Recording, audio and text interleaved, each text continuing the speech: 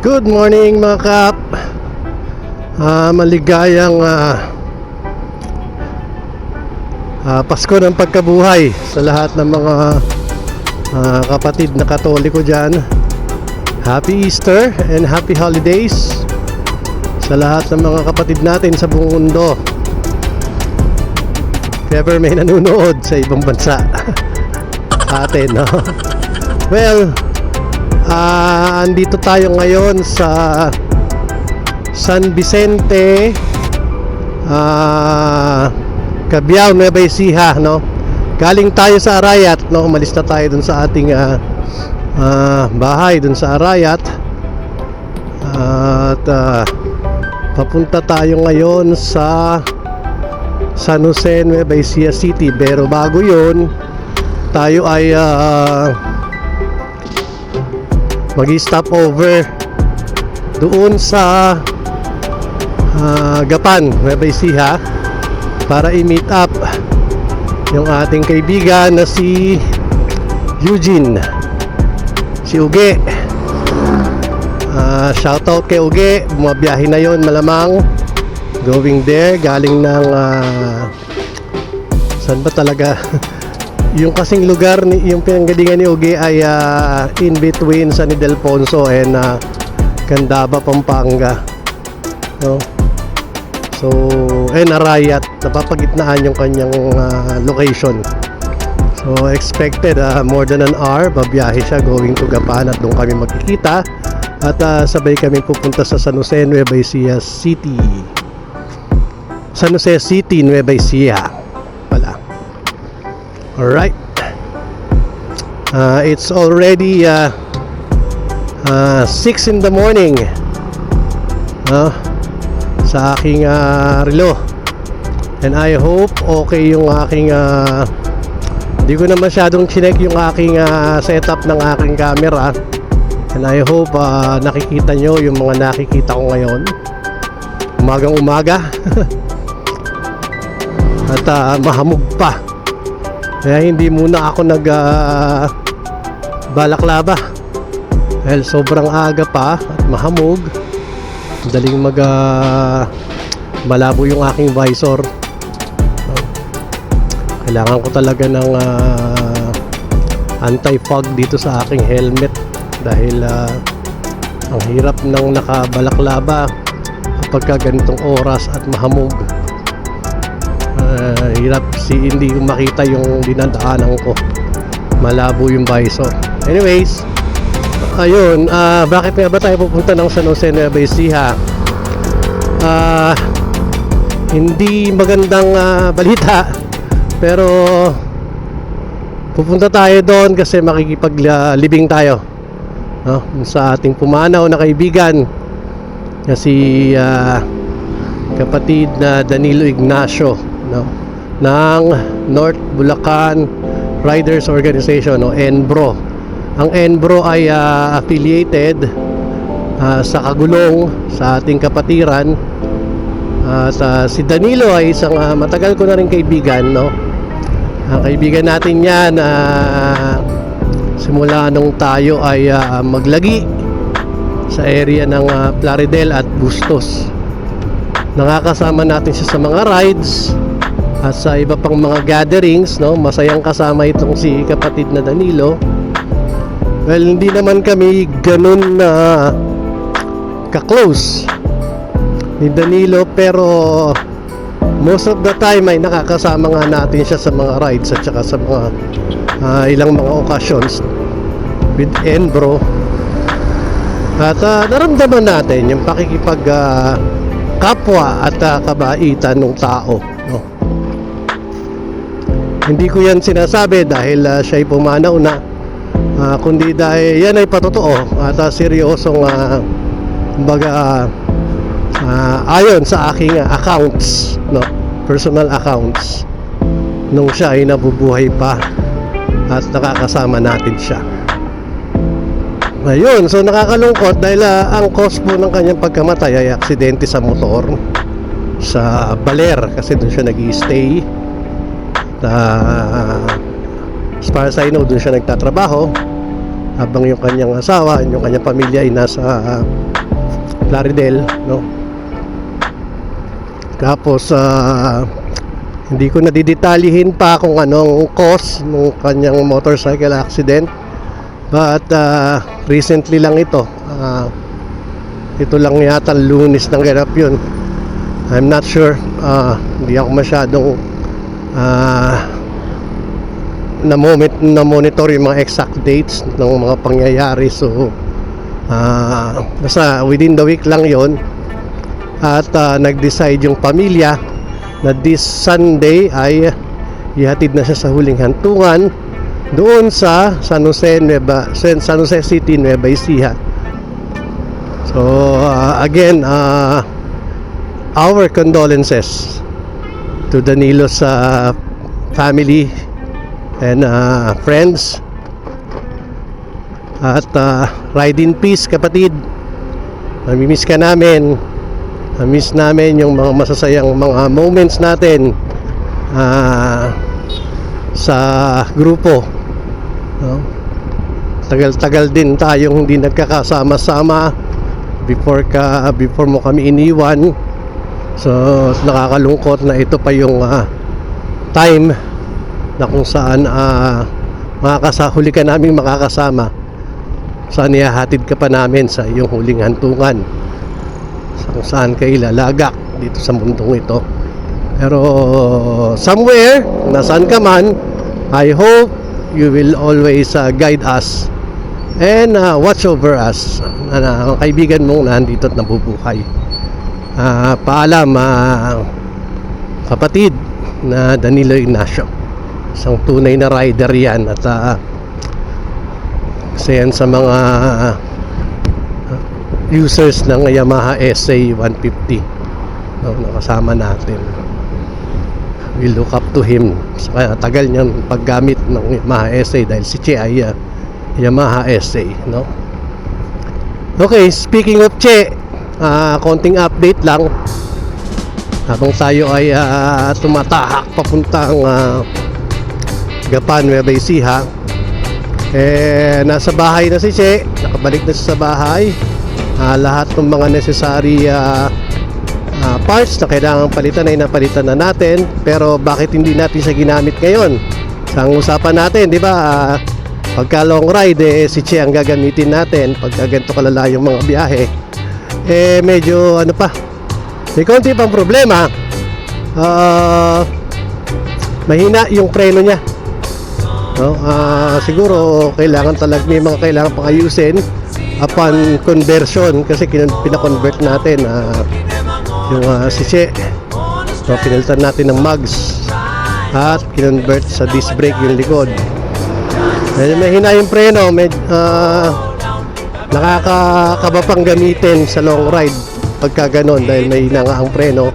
Nung sinubukan ko, mukhang hindi kakayanin sa long ride kapag mahina ang preno. Ayun, at in-update na rin natin yung kanyang rehistro. Nakapag-renew na tayo ng rehistro, so bagamat ganun ang bagamat may konti lang siyang problema. And soon makakasama na natin si Che sa mga biyahe. Standby lang. Mga kap, susunod ay si Che ang kasama natin sa mga biyahe. Nakakamiss na rin magbiyahe nakasama si Che, kasi very comfortable siya sa long ride. Alright, so ayun na lang muna, no? At ako'y magko-concentrate sa ating pag-ride at going to Gapan, Nueva Ecija.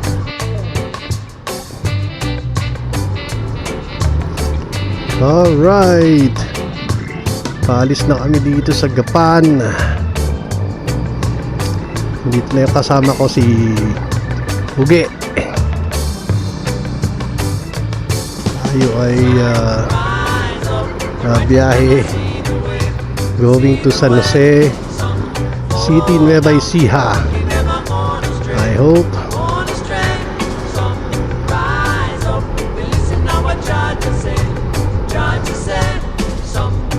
yung palang mga nasa Baler ay pabiyahe na, no?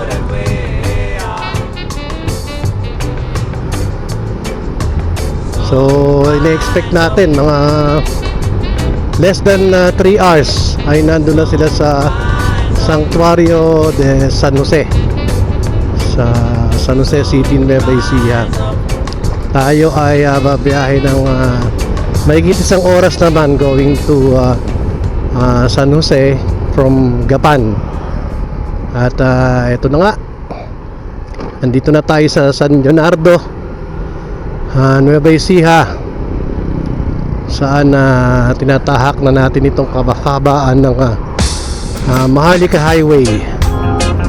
It's 7:38 in the morning at medyo marami ng sasakyan. Na-expect naman natin, lalo na yung mga southbound going to Manila, ay nagbabalikan na mula sa probinsya. Yung mga kapatid natin na nagbakasyon ng ilang araw at nag-spend ng Semana Santa sa mga probinsya nila. So ayun na nga, medyo chill ride lang tayo. Hindi naman tayo nagmamadali at di natin hinahabol yung oras dahil medyo malayo-layo pa ang panggagalingan ni kapatid na Danilo. Hindi ko na po i-cover, hindi ko na po i-video yung yung mismo living kasi syempre it's a private thing, it's a private matter. So respeto na lang natin yung privacy nung okasyon ng paghahatid sa huling hantungan ng ating kapatid na Danilo Ignacio.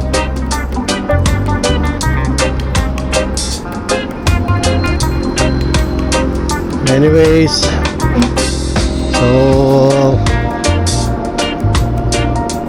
update namin kayo mamaya, no?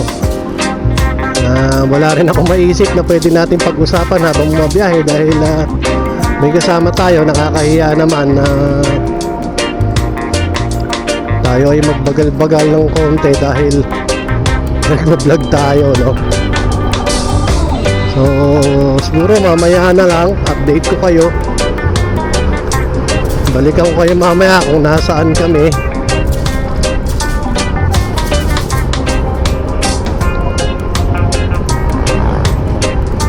Mabilis naman ang biyahe.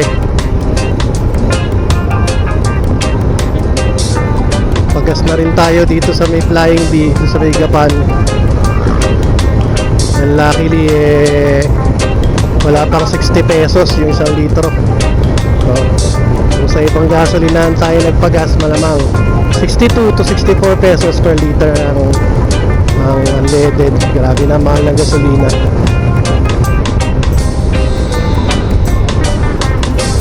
Sarap dumiretso ng Nueva Vizcaya. Well, there's time for that. Saka na tayo pupunta ron pagka may enough time and enough budget para makapaglibot-libot sa norte. Saka kung may pagka may pupuntahan na tayo dun. Alright. So focus muna ako sa driving, balikan ko kayo mamaya.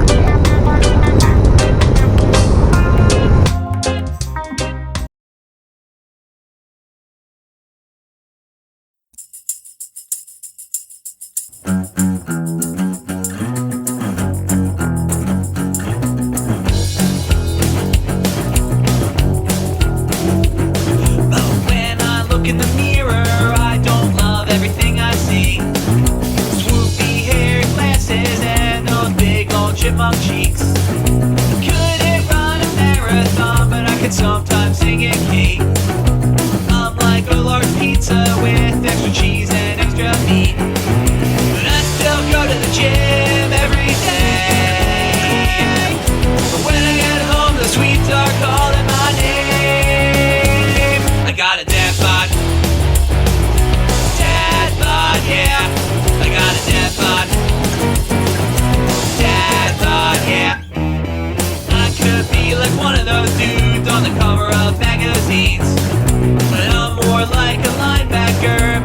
Buzz Hill and the green. I wear black all the time cause it hides my funny shape. But even in pictures I'm still stuck in a bigger frame. Some people just say overweight, but thank God someone came up with this phrase. They call it dad bod. Dad bod, yeah. I got a dad bod. Dad bod, yeah. Bod, bod, bod, bod, bod. Bod, bod, bod, bod, bod. Bod, bod, bod, bod, bod, bod, bod, bod. Bod, bod, bod, bod, bod. Bod, bod, bod, bod, bod. Bod, bod, bod, bod, bod, bod, bod, bod.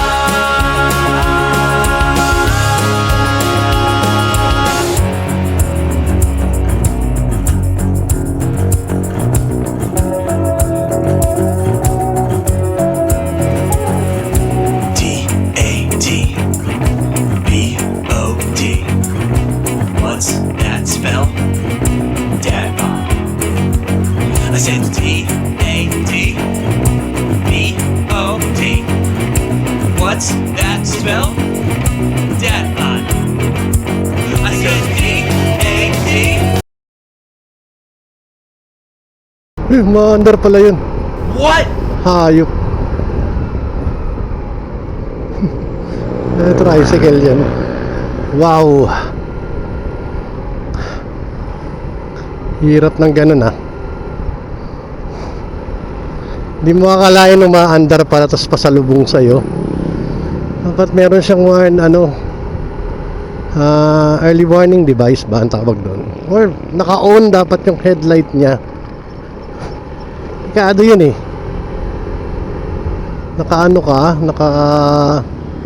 Umaandar ka pa sa lubong.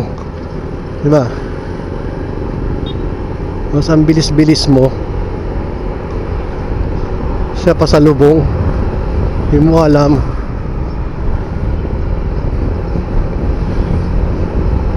Hirap yun.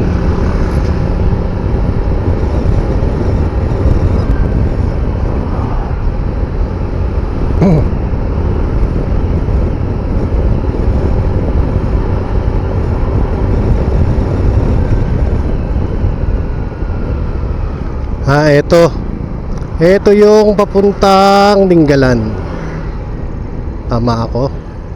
Tama ba ako? Oo, tama. Nasa Santa Rosa na tayo.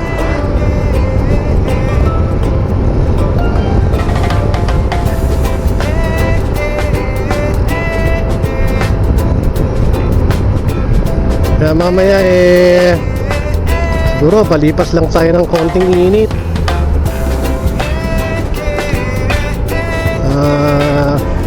Makapag-lunch lang muna. And then we head back home. Going to Valenzuela. Or bahala na kung anong pagplano ng mga kapatid natin na kasama dito sa biyahe na ito. But my plan is to go back home, ride back home. Kasi mahirap na. Mahirap ma-stack up sa ganitong kalayong lugar.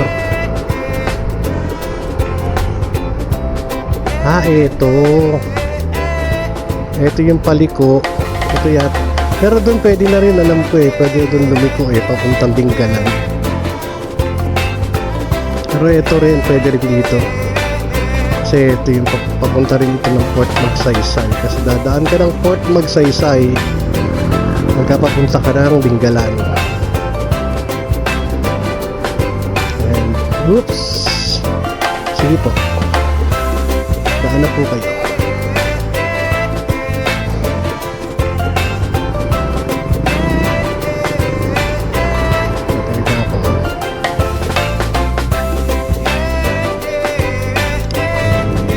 Build up ng traffic dito mga kapatid.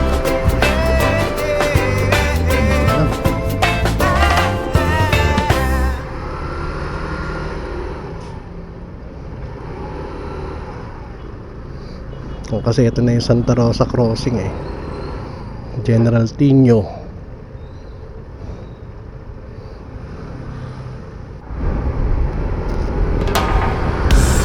Alright, we are now in Cabanatuan City, Nueva Ecija.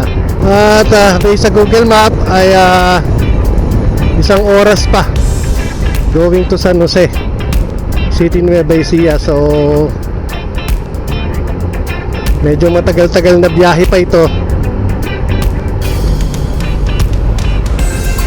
So bear with me sa aking kabagalan.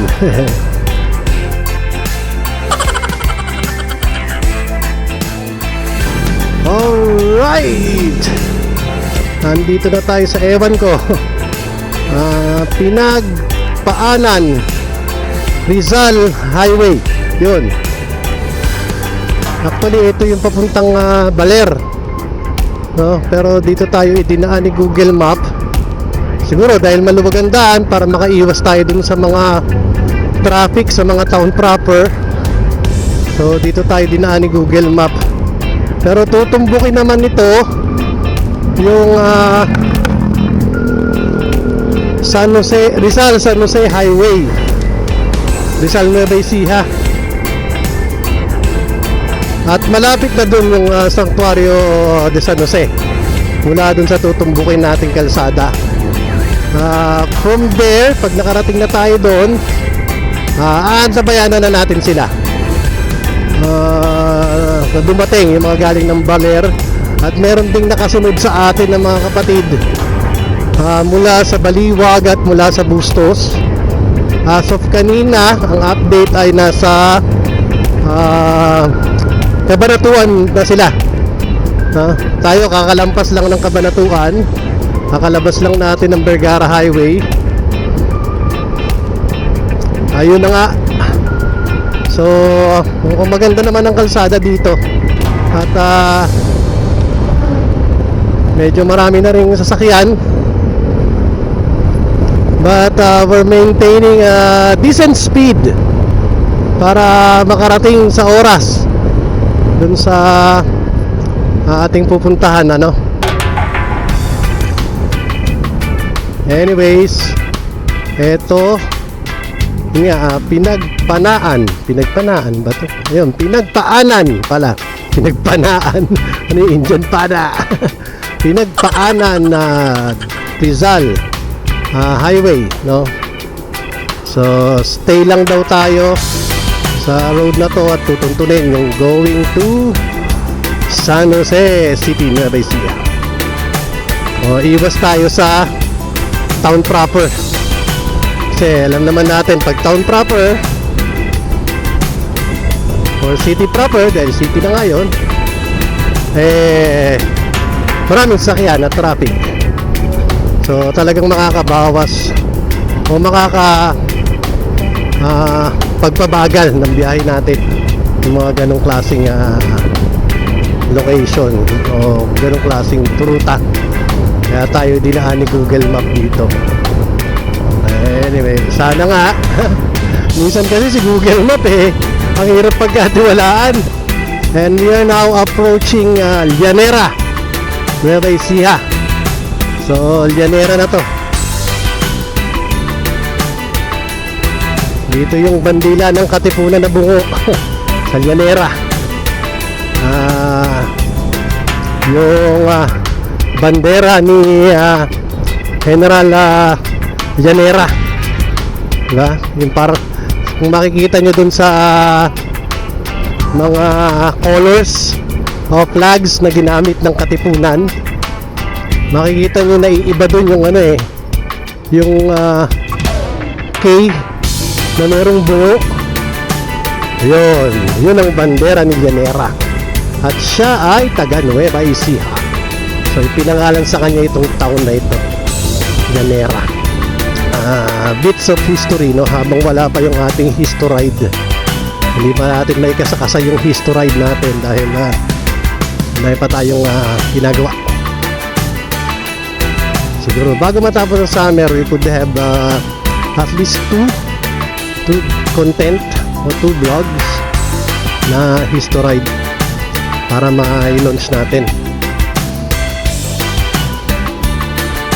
Medyo bumagal tayo dito dahil bagong semento yung kalsada at putol siya, no?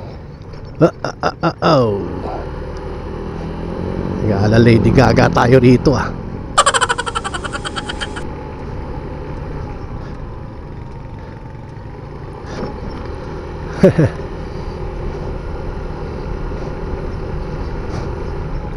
Oops. Dito tayo sa gawing kanan dahil sa lubong.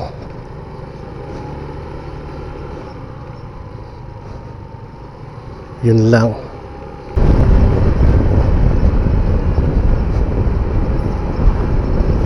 That's a good thing. Ang dami pa nating hinto mga kapatid kasi naiihi ako eh. Naiihi ako. Kaya huminto tayo kanina dun sa gitna ng bukid. At nag-break muna saglit. Tapos si Ugay kausap yung mga kasama natin na ganun na lang muna, no? Biyahe muna tayo uli. At babalikan ko kayo mamaya. Pero yun nga, sabi ko nga kanina, hindi po natin iba-vlog yung libing for privacy reason at bilang respeto na rin sa pamilya ni kapatid na Danilo Ignacio. Ang iba-vlog lang natin ay yung ating biyahe papunta sa San Jose City, Nueva Ecija. Alright, so catch you later mga kapatid.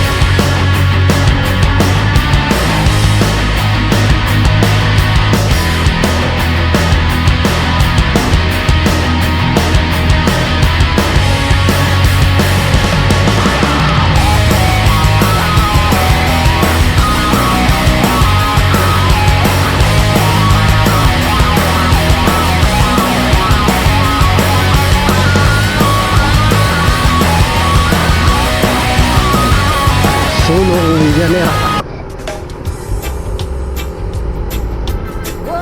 Felix Highway o Felix Bypass Road siguro ito.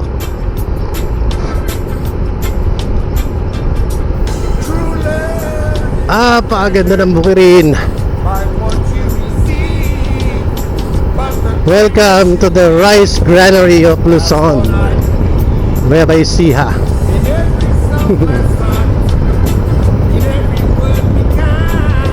Sa mga food basket natin dito sa Luzon ang Nueva Ecija.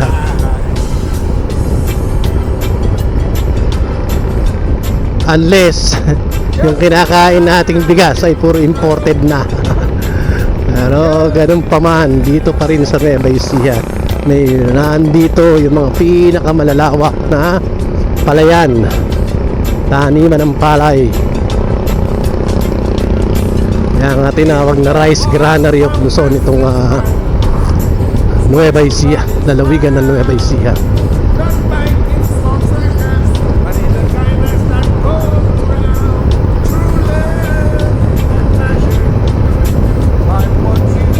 We're still in Llanera along Felix Bypass Road or Felix Highway, approaching San Jose City, Nueva Ecija.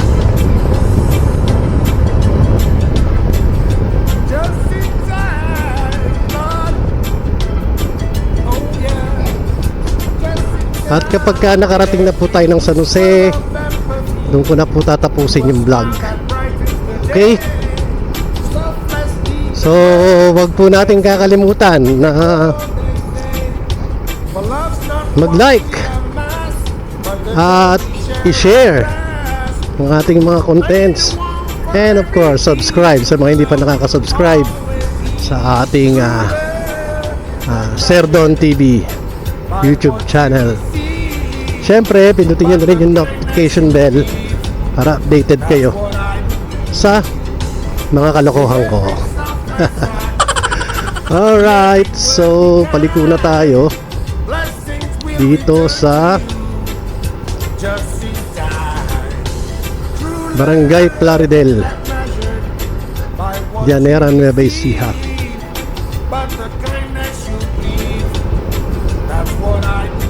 Yung last vlog natin na yung papunta ako ng Arayat, no, na-upload natin, luckily na-edit at na-upload natin nung tayo ay nasa Magalang, Pampanga. May wifi connection doon, so ayun, successfully na-upload natin siya Sabado de Gloria. Sabado de Gloria ba? Ano? Viernes Santo. At maraming nanood. Nakakatuwa, no? Salamat sa mga nanood. At sinamahan nyo ko sa ating biyahe going to Arayat, Pampanga.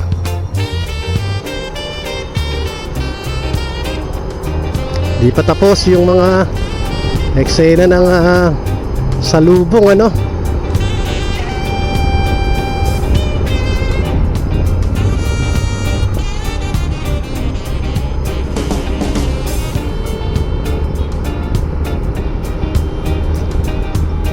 Ongoing yung mga misa ng Pasko ng Pagkabuhay sa mga simbahan ngayon. Mahal na araw, kaya mahal pa rin kita araw-araw. Yee! Sino ba yun? Ewan. Humuhugot ko na naman si Serdon. Alright, so hanggang dito na lang po tayo mga kapatid, ha. Malapit na rin kami dun sa aming hintuan. Maghahanap na lang muna kami ng lugar na kung saan pwede kaming kumain habang hinihintay sila. At ingat po sa lahat ng mga bumabiyahe pabalik ng Maynila. Ingat po tayo, ride safe, and this is your Sir Don signing off.